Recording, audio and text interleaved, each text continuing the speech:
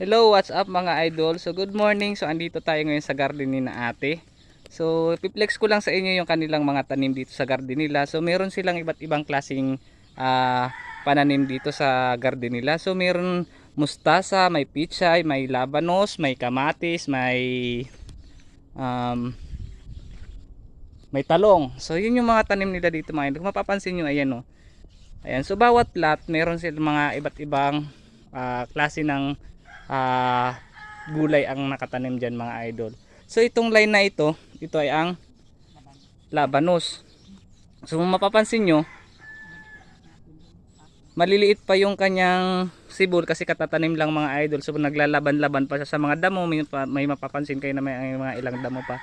So itong second plot naman, so ito yung pichay. Ayan. Hindi siya pichay mga idol, mustasa. Ayan, so ito yung mustasa. At mapansin nyo, medyo masukal siya kasi nga katatanim lang din, hindi pa natatanggalan ng damo. So ayan.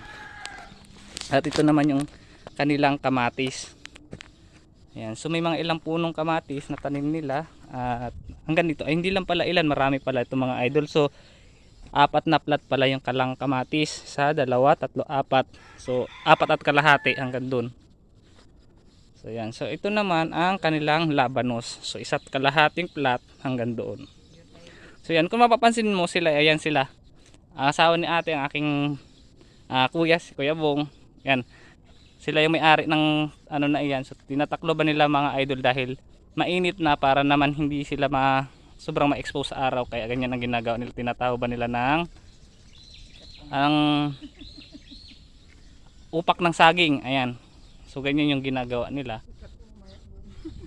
So ayan. So yun lang muna mga idol. Good morning and happy watching. At ano pang hinintay nyo? Let's go! Count me in!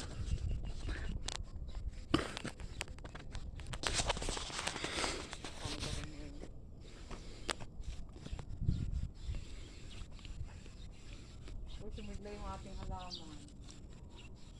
Kung tinakapon natin dyan sila.